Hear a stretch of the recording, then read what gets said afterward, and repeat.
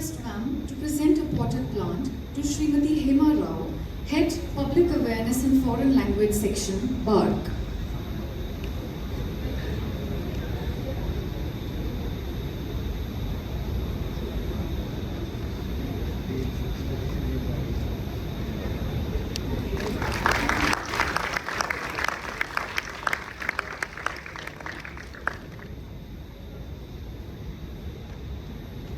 I now request the co-convener of the program, Professor Satyapalji, to please present a potted plant to Sri R.K.B. Yadav, Head Emergency Preparedness and Response Section.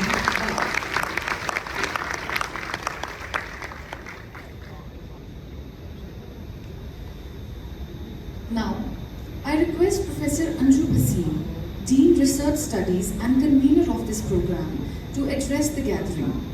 It needs to be mentioned here that Professor Anju Bhasin has more than 25 years of teaching experience and 30 years of research experience in experimental particle physics and has worked in many international collaborations.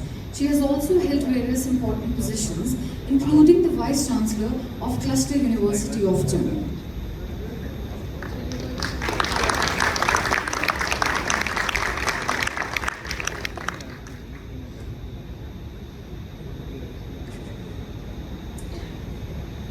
Good morning to all of you.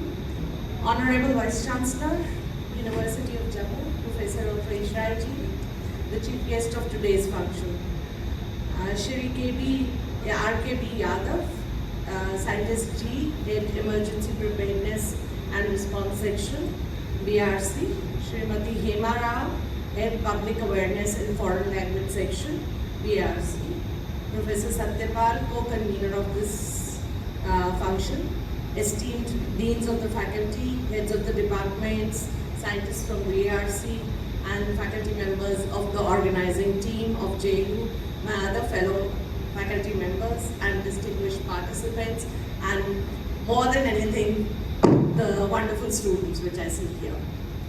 It's my pride privilege to welcome you to this inaugural session of the Scientific and Technical Outreach Program being organized by the Office of Dean Research Studies in collaboration with Baba Atomic Research Center, which is a unique of its kind, being held in this prestigious seat of learning and research in the historic city of Jammu, the winter capital of Jammu and Kashmir. I'm indeed very grateful to the Honorable Vice Chancellor who very kindly consented to inaugurate the outreach program and inspire us with his words of wisdom besides his busy schedule. At the outset, I would also like to welcome the members of the BARC team to make an effort to travel all the way from Mumbai to here for this outreach program and make our students knowledgeable. My special welcome goes to the coordinator of the program of the BARC of this particular program. The science and technology has been very important factors contributing for human welfare and development. Today, India is one of the countries encouraging science and technology at the grassroots levels to improve the socio-economic development, and the role of scientists and engineers are increasingly important towards the success of this development. One of the key scientific developments has been in the area of radiation studies within India as well as overseas. Like others, most of the Indians do have a fear of nuclear radiation, like the presenter before me talked about it. Probably it's because of the weaker systems of proper radiation education and to a sizable illiterates. Even in urban areas, our laboratories are ill-equipped and radioactivity-wise practically non-functional. Only through textbooks, some concepts are introduced, but some national laboratories like the DAE labs and a few universities, including ours, are involved in research and teaching of this radioactive experiments or radioactive. The science departments at the University of Jammu, mainly physics and partly geology and biosciences, etc., are or have been offering courses in nuclear and particle physics, radiation biology, radioactive dating, etc. as a part of their curriculum in the degree programs. Concurrently, as a nuclear and particle physicist working in the experimental field, I still feel that in order to sustain the impact of the technological growth in India, radiation education system has to take firm roots in the entire nation, and as a university we need to expand on this too. I would like to bring to the kind attention to my Vice Chancellor regarding opening of an interdisciplinary course in radiation science and radiation therapy, which are both emerging technologies in the growing world and also important for the human mankind. Radioactive materials, which is the area that was earlier restricted to the bounds of nuclear physics laboratory at the universities, institutes or nuclear industry, is now an integral part of various non-nuclear industries also. And activities such as mining of minerals, chemical processes of ores, coal-fired power plants, petroleum industries, construction industries, phosphate fertilizer plants, etc. are well known to produce technologically enhanced, naturally occurring radioactive materials. Even some small-scale industries and products such as glass and ceramic industries use uranium compounds in glasswares, dentistry, ophthalmic glasses, and thorium is also used in gas metals, welding, electrodes, and other things. The radioactivity is found in products from sulfate pulp industry also.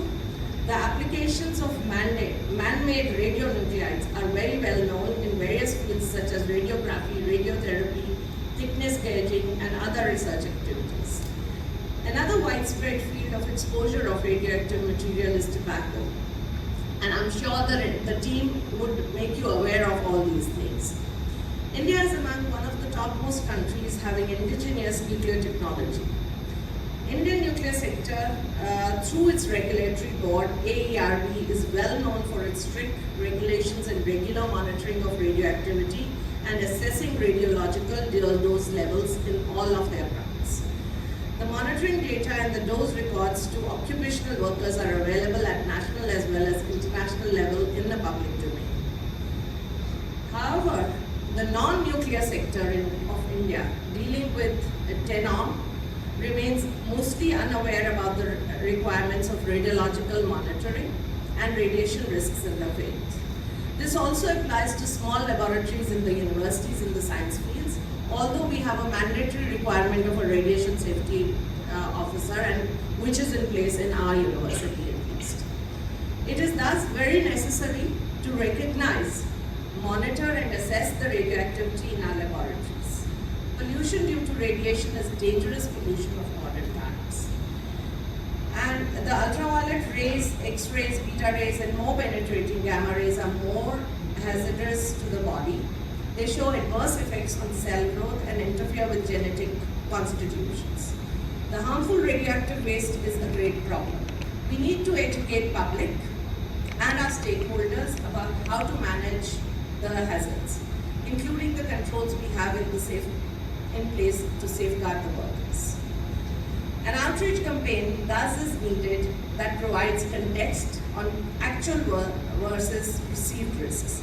To support this, Baba Atomic Research Center's outreach team will not only be talking today about the radiation safety in health and environment, but will also be talking about the various innovation opportunities for the benefits of the students and the nuclear reactors, which most of us are fearful of. Most of us think that these are weapons of destruction, but that's not the case. To eliminate this fear, there is a great need of applying will, courage, and efforts for implementation of appropriate radiation education programs, and I think that is the major goal of this visiting BARC team. Indians are indeed in a stage of effective execution in this context. Only one may recollect about Rabindranath Tagore had emphasized half a century ago, a man shall be incomplete till he has not learned to put his hand and mind to good and efficient purpose. With these words, on behalf of Jammu University, I once again welcome you all and hope that interaction here will be fruitful to all. Thank you so much.